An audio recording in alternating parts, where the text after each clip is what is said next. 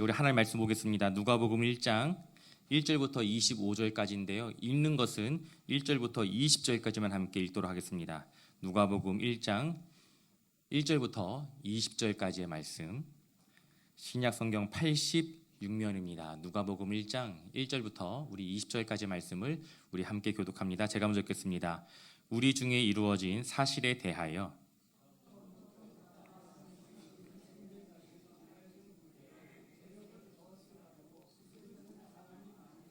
그 모든 일을 근원부터 자세히 미루어 살핀 나도 데오빌로 각하에게 차례대로 써 보내는 것이 좋은 줄 알았노니 이는 각하가 알고 있는 바를 더 확실하게 하려 함이로라.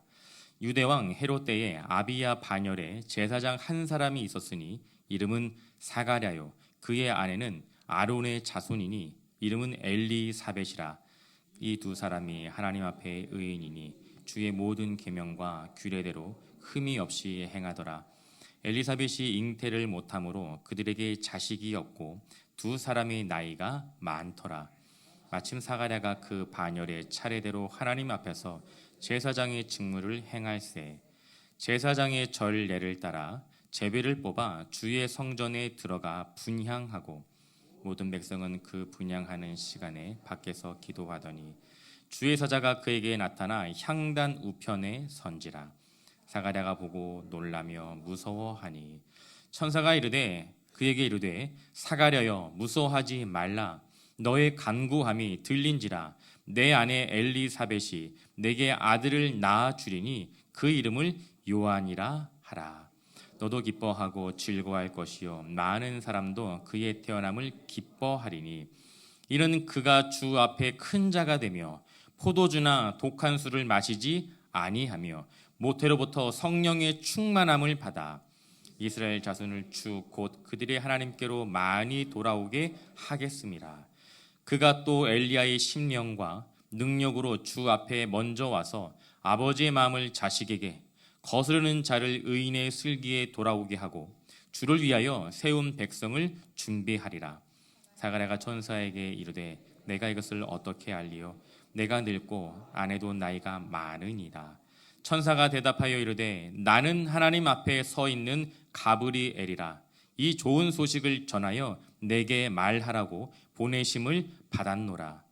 보라, 이 일이 되는 날까지 내가 말 못하는 자가 되어 능히 말을 못하리니 이는 내가 내 말을 믿지 아니함이거니와 때가 이르면 내 말이 이루어지리라 하더라. 아멘.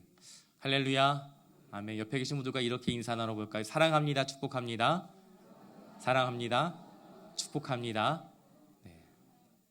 언제 남편에게 아내에게 사랑한다 고백해보겠습니까? 이때 한번 해보는 거예요, 여러분. 사랑합니다. 축복합니다. 이 고백이 그저 우리 입술의 고백이 아니라 진정한 마음의 고백으로, 신앙의 고백으로 하나님 앞에서, 교회 앞에서, 성도들 앞에서 그렇게 하나님의 사랑을 마음껏 전하며 살아갈 수 있기를 간절히 소망합니다. 오늘부터 우리가 함께 살펴보게 되는 누가복음 말씀은요, 복음서 중에서 가장 긴 책입니다. 여러분 아시는 것처럼 마태복음이 28장으로 기록되어 있습니다. 그리고 누가복음은 24장으로 기록이 되어 있어요. 그런데 마태복음은요 1068절이지만 누가복음은 1149절입니다. 누가복음이 마태복음보다 훨씬 긴 복음서예요. 참고로 마가복음은 661구절입니다. 불신의 눈으로 저를 바라보시는 분들이 계시는데 한번 세보세요. 여러분 누가복음을 기록한 사람은요 사도행전을 기록한 누가입니다. 여러분 누가는요 신약 성경을 기록한 사람들 중에서 유일하게, 정말 유일하게 유대인이 아닌 이방인이었습니다. 한 가지 특이한 것은 이 누가의 직업이에요. 골로새서 4장 14절을 보게 되면 누가의 직업이 의사였다라고 기록이 되어 있습니다. 의사라고 하는 그 직업의 특성을 바탕으로 누가는 그 누구보다 꼼꼼하고 세심하게 그리고 자세하게 예수님의 탄생과 사역 그리고 죽음과 부활에 대하여 시간적인 순서대로 누가복음 말씀을 기록하고 있습니다. 오늘 본문의 말씀에는요, 누가복음에 기록된 목적에 대해 다음과 같이 소개하는데요. 우리 함께 말씀 볼까요? 누가복음 1장 3절과 4절입니다. 3절과 4절 말씀 함께 있습니다. 그 모든 일을 근원부터 자세히 미루어 살핀 나도 데오빌로 각하에게 차례대로 써 보내는 것이 좋은 줄 알았노니 이는 각하가 알고 있는 바를 더 확실하게 하려 함이로다. 먼저 누가복음의 수신자, 1차 수신자를 누구라고 밝히고 있습니까? 데오빌로라고 기록을 하고 있어요. 여러분, 데오빌로라는 이름의 뜻은요, 데오, 하나님, 필로스, 사랑하는 자. 데오와 필로스 이 두 개의 단어가 합성이 된, 다시 말해 하나님을 사랑하는 자라는 뜻이 담겨져 있는 이름이 바로 데오빌로입니다. 이 데오빌로라고 하는 이 인물에 대하여서 학자들이 여러 가지 의견이 있는데, 그 중에 가장 가능성이 있는 학설은 데오빌로라고 하는 이름이 실제 사람의 본명이 아니라 예명으로, 가명으로 사용되었을 것이다 라고 많은 학자들이 이야기를 하고 있습니다. 왜냐하면 당시에 기독교를 박해하고 탄압하였던 그 당시의 시대성을 고려했을 때 이방인이, 유대인이 아닌 이방인이 데오빌로라고 하는 하나님을 사랑하는 자라고 하는 이름을 사용하는 것은 쉽지 않았을 것입니다. 따라서 데오빌로는요, 본명이 아니라 가명을 사용하였던 이방인으로서 가장 유력한 지위와 신분을 가진 사람이었다라는 것이지요. 다시 말해 데오빌로는 이방인이었지만 기독교로 개종한 로마의 가장 높은 지위와 신분을 가진 사람이었습니다. 이 데오빌로가 이미 배우고 알고 있었던 것들, 다시 말해 예수 그리스도를 통해 이루신 하나님의 구원의 사역에 대하여서 더욱 확실하게 알 수 있도록 누가가 확인한 정보를 차례대로 꼼꼼하고 세심하게 기록한 말씀이 누가복음일 것입니다. 여러분, 마태, 마가, 누가복음을 가리켜 우리가 공관복음이라고 이야기를 해요. 여러분, 공관복음이란 예수 그리스도의 죽음과 부활에 대하여서 같은 시각, 같은 관점으로 바라보고 있는 복음서를 공관복음이라고 이야기를 합니다. 여러분, 마태와 마가 그리고 누가는요, 같은 관점으로 예수님의 죽음과 부활을 바라보았지만 각 복음서가 기록된 그 이유와 목적은 아주 조금씩 달랐습니다. 참고로 우리가 묵상하게 되는 이 누가복음은요, 유대인이 아니었던 이방인이었던 누가가 당시 이방인이었던 헬라인들에게 예수님께서 우리의 구원자 되심을 알리는 그런 복음이 기록된 책이 바로 누가복음입니다. 그렇다면 마가복음은 어떨까요? 마가복음은 12 제자 중에 한 사람이었던 세리 마태가 예수님이 우리가 기다리던 그 메시아임을 기록하기 위해, 증거하기 위해 기록된 책이 바로 마태복음입니다. 그리고 마가복음은 베드로의 동역자였던 마가가 로마인들로부터 박해를 받는 수많은 이방인 그리스도인들을 향해 저들에게 위로와 소망을 주기 위해 기록된 책이 바로 마가복음입니다. 여러분, 각 복음서가 기록된 이유와 목적은 아주 조금씩 다르지만, 그러나 오직 예수 그리스도를 통해 구원을 얻을 수 있다는 이 한 가지 진리만큼은 모두 동일하게 기록이 되어 있습니다. 오늘부터 우리는 매 주일 동안 누가복음 말씀을 묵상할 예정인데요, 아마 한 1년 조금 넘게 내년 가을까지 누가복음을 묵상하게 되지 않을까 저는 생각하고 있습니다. 바라는 것은요, 이 시간을 통해 우리가 이미 알고 있었고 우리가 이미 배워왔던 내용이었지만 다시 한번 예수님의 사역을 통해 이루신 하나님의 구원의 역사에 대하여 다시 한번 배우고 정리하여서 우리의 믿음을 더욱더 확실하게 할 수 있는 은혜의 시간이 되길 간절히 소망합니다. 오늘 본문의 말씀은요, 우리에게 한 가정을 소개하고 있는데요, 바로 사가랴와 엘리사벳, 바로 이 가정입니다. 우리 함께 말씀 볼까요? 누가복음 1장 5절과 6절 말씀, 5절과 6절 말씀 함께 했습니다. 유대왕 헤롯 때에 아비야 반열에 제사장 한 사람이 있었으니 이름은 사가랴요, 그의 아내는 아론의 자손이니 이름은 엘리사벳이라. 이 두 사람이 하나님 앞에 의인이니 주의 모든 계명과 규례대로 흠이 없이 행하더라. 아멘. 여러분, 사가랴는 말씀에 기록된 것처럼 제사장이었습니다. 그리고 그의 아내인 엘리사벳은 아론의 자손이었어요. 다시 말해 이 둘 부부는요, 제사장의 가문이었다는 것입니다. 특별히 성경은 이들 부부를 향해서 이렇게 기록합니다. 하나님 앞에 의인이었고 모든 계명과 규례대로, 다시 말해 하나님의 말씀 앞에서 흠이 없는 경건한 삶을 살았다고 우리에게 소개하고 있습니다. 그 누가 보아도 정말 완벽한 신앙의 모범적인 가정이었습니다. 그런데 이 가정에는요, 감당할 수 없는 고통과 아픔의 문제가 존재했습니다. 우리 함께 말씀 볼까요? 누가복음 1장 7절 말씀. 우리 7절 말씀 함께 읽습니다. 엘리사벳이 잉태를 못함으로 그들에게 자식이 없고 두 사람의 나이가 많더라. 여러분, 사가랴와 엘리사벳은 하나님 앞에 의인이었습니다. 그리고 흠이 없는 경건의 삶을 살았던 가정이었습니다. 그럼에도 불구하고 그 가정에는요, 한 가지 고통, 한 가지 아픔이 존재했습니다. 그것이 무엇입니까? 바로 사가랴의 아내인 엘리사벳이 잉태하지 못하였다는 거예요. 더 큰 문제는 이 두 사람의 나이가 많았다라는 것입니다.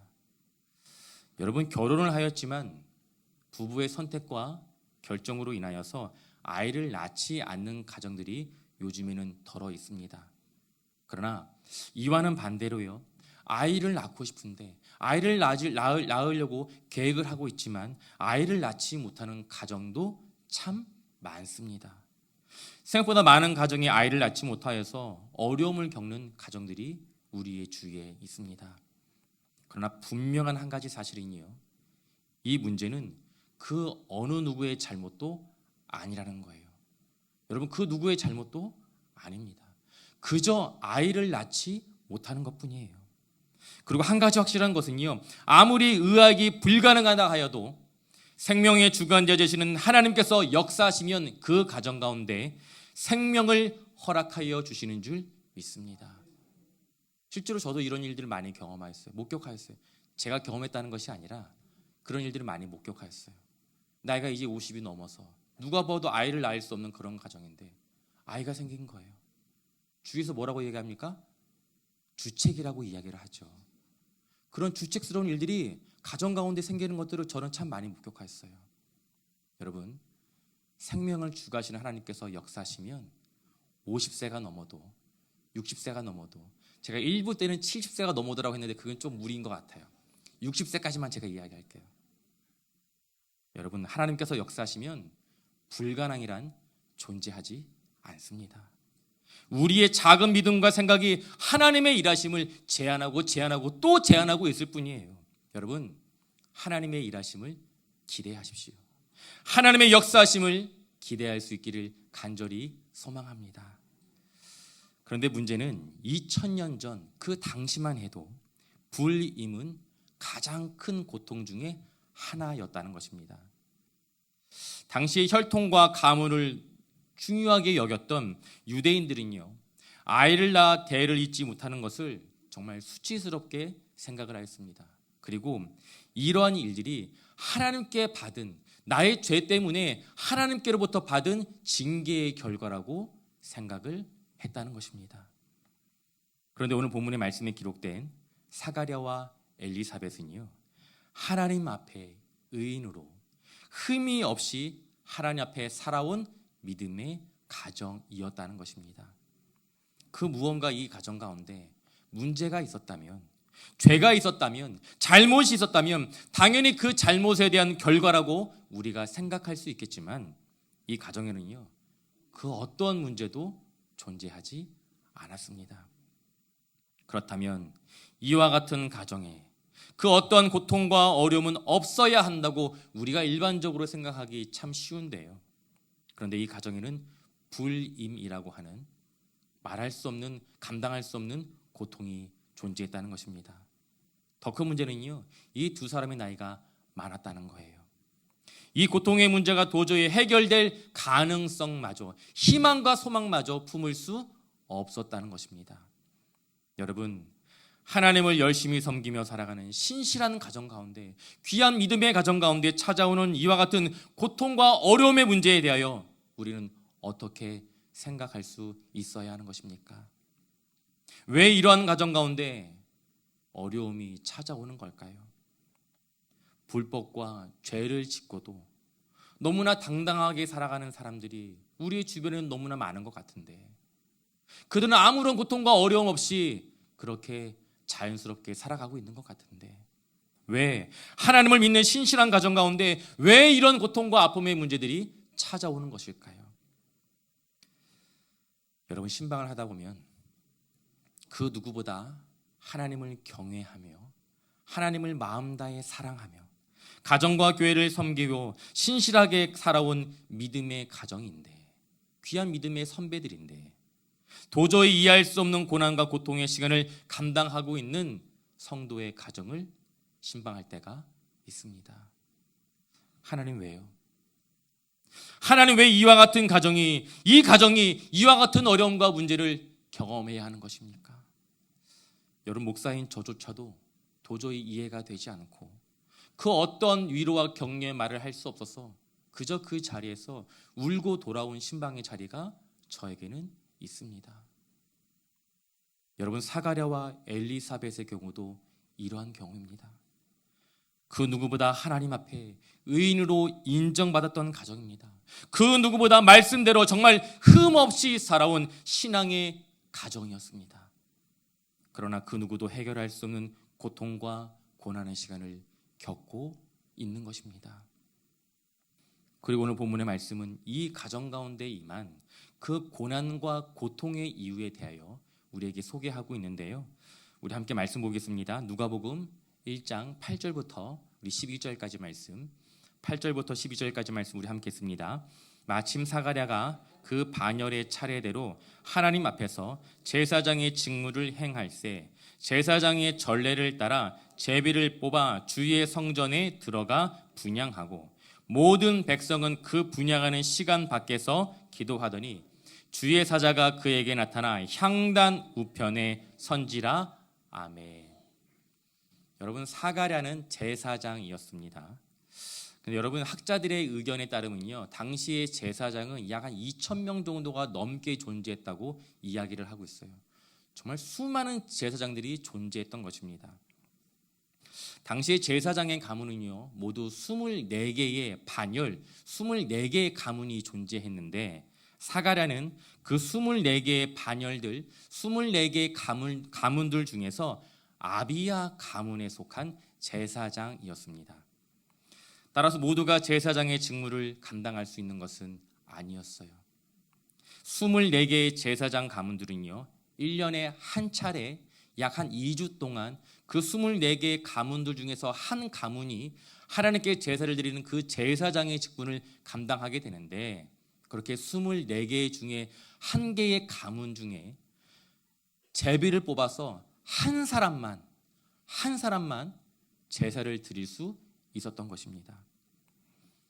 그렇게 마침 사가랴가 하나님 앞에서 제사장의 직무를 감당하게 된 것입니다. 여러분, 평생에 한 번, 두 번 경험할 수 있을까 말까 이 제사장의 직무를 사가랴가 감당하게 된 것입니다. 얼마나 두렵고 떨린 마음으로 그 제사장의 직분을 감당했을까요? 그렇게 두렵고 떨린 마음으로 성전에 들어가 분향을 하고 있는 그 사가랴 앞에 누가 나타났습니까? 주의 사자 천사가 나타났습니다. 우리 함께 말씀 볼까요? 누가복음 1장 13절 말씀, 누가복음 1장 13절 말씀 함께 있습니다. 천사가 그에게 이르되 사가랴여 무서워하지 말라. 너의 간구함이 들린지라. 내 아내 엘리사벳이 내게 아들을 낳아 주리니 그 이름을 요한이라 하라. 여러분, 사가랴가 얼마나 놀랐을까요? 혹시 내가 무슨 잘못을 하여서 하나님께 징계를 받기 위해, 하나님께서 나를 징계하시기 위해 주의 사자 천사를 보내신 것은 아닐까? 그러나 천사는 사가랴에게 전혀 예상하지 못하였던 하나님의 뜻을 전하였습니다. 사가랴여, 무서워하지 말라. 두려워하지 마라. 너의 간구함을 하나님께서 들으셨다.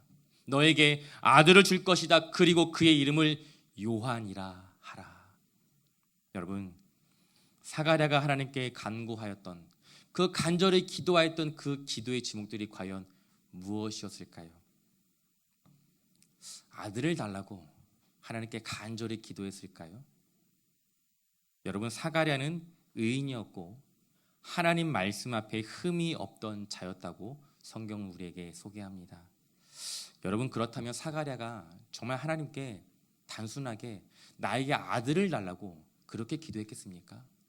사가랴는 이미 알고 있었어요. 자신뿐만 아니라 자신의 아내인 엘리사벳이 나이가 많아서 도저히 아이를 낳을 수 없는 지경에 놓여 있다는 사실을 사가랴는 알고 있었습니다. 그렇다면 하나님 앞에 의인이었고 하나님 말씀 앞에 신실하게 살았던 그 사가랴가 과연 하나님께 기도한, 간구한 그 내용은 과연 무엇이었을까요? 하나님, 우리 가정은 아이를 낳을 수 없습니다. 하나님, 우리 가정을 향한 하나님의 뜻과 계획은 무엇입니까? 우리에게 주어진 이 고통과 어려움의 시간들, 그 이유를 우리는 알 수 없지만 하나님, 이 시간을 통하여 일하시고 역사하실 하나님의 계획과 하나님의 섭리를 믿습니다. 부족하지만 우리의 가정, 하나님의 은혜의 도구로, 하나님의 축복의 도구로 우리의 가정을 사용하여 주시옵소서. 하나님의 마음을 헤아리며 하나님의 뜻을 구하였던 그 사가랴와 엘리사벳의 그 간구를 하나님께서 들으셨고 하나님께서 응답하신 것입니다. 사랑하는 성도 여러분, 우리에게 주어진 고난과 고통의 문제들은요, 살아계신 하나님의 뜻을 구하며 하나님 앞에 간절하게 기도할 수 있는 귀한 동기가 됩니다.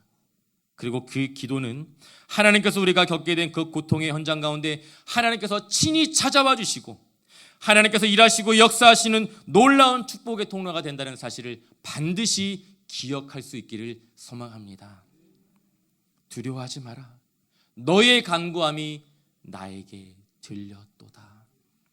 이 하나님의 귀한 음성을 응답으로 받을 수 있는 저와 성도님들이 되시길 예수님 이름으로 축원드립니다. 이어서 주의 사자 천사는 사가랴에게 다음과 같이 이야기하는데요, 우리 함께 말씀 봅니다. 누가복음 1장 14절부터 16절까지의 말씀입니다. 14절부터 16절까지 말씀 함께 있습니다. 너도 기뻐하고 즐거워할 것이요 많은 사람도 그의 태어남을 기뻐하리니 이는 그가 주 앞에 큰 자가 되어 포도주나 독한 술을 마시지 아니하며 모태로부터 성령의 충만함을 받아 이스라엘 자손을 주 곧 그들의 하나님께로 많이 돌아오게 하겠음이라. 아멘. 너의 가정 가운데 태어나게 되는 이 아들로 인하여서 너와 세상의 사람들이 기뻐할 것이다. 그리고 이 아들은 하나님 앞에 큰 자가 될 것이며 성령의 충만함을 받아 이스라엘 자손을 하나님께로 돌아오게 할 것이다. 여러분, 저는 오늘 본문의 말씀 묵상하면서 한 가지 다짐하고 결심한 것이 있습니다. 그것이 무엇이냐면, 이제 앞으로 우리 교회에서 태어난 우리 교회 성도의 자녀들은 제가 반드시 오늘 본문의 말씀인 누가복음 1장 14절부터 16절까지의 말씀을 근거로 축복 기도해 주어야겠다고 다짐을 했습니다. 사랑하는 성도 여러분, 부림의 고통 가운데 있는 가정 가운데, 부림의 고통 가운데 놓여 있는 가정 가운데 태의 문이 열리며 우리의 자녀들이, 그리고 우리의 다음 세대가 부모의 기쁨이 되고 세상의 사람들에게 인정을 받으며 성령의 충만함에 사로잡혀 하나님을 모르는 이 땅의 수많은 영혼들을 하나님 앞으로 인도하는 축복의 인생을 살아갈 수 있기를 간절히 소망합니다. 그런 의미에서 앞으로요, 우리 교회에서, 우리 교회 성도의 가정에서 태어나는 아이들이 유아 세례를 받게 되면 교회와 성도들의 그 축하와 축복의 마음을 가득 담아서 평생 잊지 못할 선물을 해주면 좋겠다라는 생각을 하게 되었습니다. 제가 아침에 일부 예배 드리기 전에 좀 금값 시세를 잠깐 살펴보았어요. 오늘 시세, 오늘 기준으로 금 한 돈이 43만 3천 원이더라고요. 여러분 아깝다고 생각하십니까? 다음 세대를 위해 이 귀한 한 영혼이 하나님 앞에 평생 주의 말씀 앞에서 떠나 살 수 있지 않다면 여러분 금 한 돈이 뭐가 되시겠습니까? 아이를 가질 계획 중에 있는 성도들, 그리고 기도 중에 있는 성도들은요, 기대하셔도 좋을 것 같아요. 그래서 오늘부터 이제 다음번 유아 세례식을 이제 기대하면서 열심히, 제가 더 다음은 얘기하지 못할 것 같아요. 이 유아 세례를 받게 되는 그 아이들에게 어떤 선물을 주면 좋을지 제가 당회 때 장로들과 함께 진지하게 상의를 해보도록 하겠습니다. 단 조건이 있어요. 우리 교회에 등록된 가정의 자녀여야 해요. 목사님, 우리 조카가 아들을 낳았는데요. 우리 손녀가 태어났는데요. 데리고 오시면 돼요. 우리 교회 데려오셔서 등록하게 하시고 새가족부 교육을 받게 하시면 됩니다. 문제는 이렇게 이야기를 해도 믿지 않는 성도들이 존재한다는 거예요. 야, 차라리 내가 아이를 낳고 말지. 여러분, 하나님 앞에 의인이었고 말씀 앞에 흠이 없이 살아온 사가랴 또한 믿지 못하였습니다. 신뢰하지 못하였습니다. 네가 아들을 낳을 것이다. 아니요, 저는 믿지 못하겠습니다. 우리 함께 말씀 볼까요? 누가복음 1장 18절부터 20절까지 말씀. 누가복음 1장 18절부터 20절까지 말씀 우리 함께 했습니다. 사가랴가 천사에게 이르되 내가 이것을 어떻게 알리요? 내가 늙고 아내도 나이가 많으니이다. 천사가 대답하여 이르되 나는 하나님 앞에 서 있는 가브리엘이라. 이 좋은 소식을 전하여 내게 말하라고 보내심을 받았노라. 보라, 이 일이 되는 날까지 내가 말 못하는 자가 되어 능히 말을 못하리니 이는 내가 내 말을 믿지 아니함이거니와 때가 되면 내 말이 이루어지리라 하더라. 아멘. 여러분, 사가랴가 하나님 앞에 하나님 저에게, 저희 가정에게 아들을 주십시오 라고 기도하지 않았다고 이야기하는 주장이 될 만한 근거가 바로 여기 있습니다. 만약 사가랴가 하나님 앞에 하나님 저희 가정 가운데 아들을 허락하여 주옵소서 그렇게 간절히 기도했다면 천사가 사가랴에게 찾아와 너의 가정 가운데 아들을 주실 것이다. 하나님 감사합니다.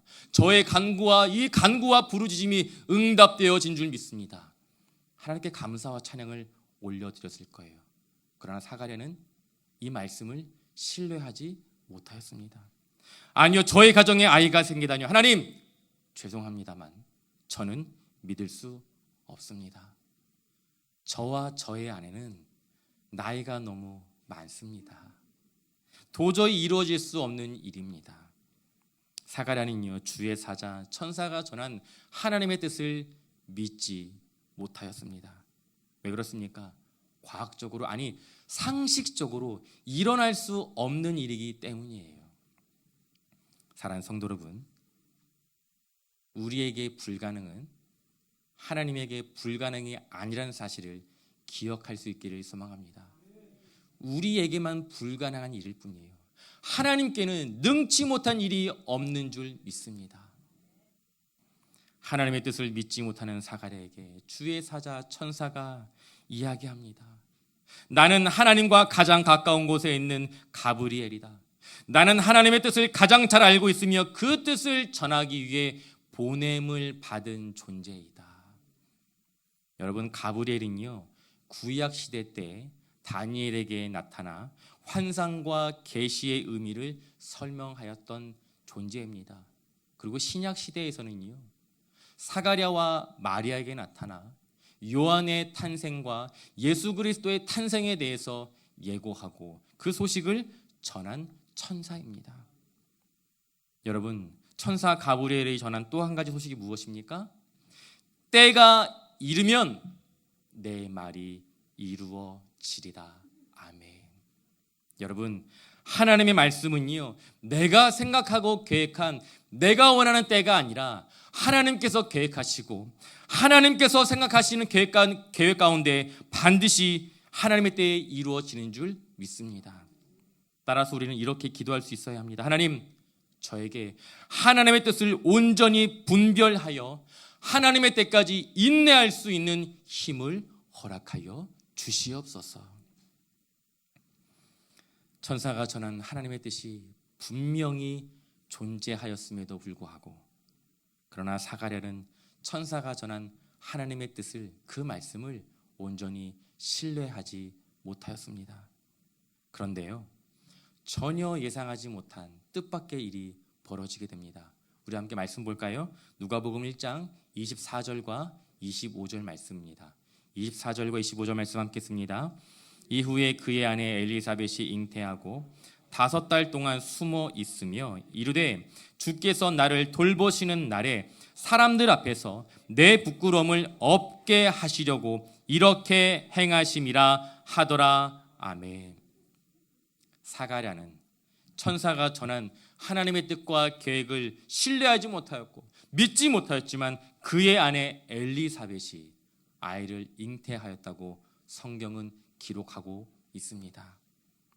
사랑하는 성도 여러분, 우리는 하나님의 뜻을 온전히 이해하지 못하고 하나님께서 행하실 놀라운 일들을 신뢰하지 못한다 할지라도 하나님께서 계획하신 놀라운 구원과 회복의 역사는, 축복의 역사는 하나님의 때에 반드시 이루어지는 줄 믿습니다. 여러분, 어려운 가운데 놓여있는 가정의 회복, 그리고 교회의 영적인 부흥은요, 우리가 생각한 우리의 때, 우리의 방법이 아니라 하나님께서 계획하신 하나님의 때에 응답되어지는 줄 믿습니다. 저는 중고등부를 담당하고 사역하고 있는 우리 권용진 전사님과 매주 토요일마다 함께 점심 식사를 하고 있어요. 제가 식사를 하면서 종종 이런 이야기를 전사님한테 이야기합니다. 전도사님, 힘든 부서 사역을 맡겨서 전사님 미안합니다. 사람의 생각과 시선으로 바라보게 되면 전도사님에게 좀 무리한 사역을, 힘든 사역을 맡긴 것은 아닐까라는 생각을 저는 종종 하게 됩니다. 그러나 이 또한 연약하고 무지한 인간의 생각일 것입니다. 우리 하나님께서 계획하고 계신 크고 놀라운 일은요, 우리의 생각과 계획을 넘어서 하나님의 방법으로 하나님의 때에 놀랍게 이루어지는 줄 믿습니다. 말씀을 정리하겠습니다. 저의 가정 또한 도저히 감당할 수 없었던 고난의 시간들, 고통의 시간들이 존재했습니다. 한 명의 아이도 아니고 2명의 아이가 동시 투병 생활을 하게 되었는데, 저는 이 일로 인하여서 하나님 앞에 내가 혹시 아직도 회개하지 못한 그 죄에 대한 문제로 하나님께서 나를 징계하시고 징벌하시고 심판하시기 위해 우리 아이들을 아프시게 하신 건 아닐까, 그런 생각을 했던 시간들이 있었습니다. 아이들이 병원에 갈 때마다 얼마나 많이 울었는지 몰라요. 나의 죄 때문에 이 아이들이 고통을 당하게 된 것은 아닐까. 여러분, 그런데 우리 하나님은 그렇게 일하시고 그렇게 역사하시는 분이 아니시더라고요.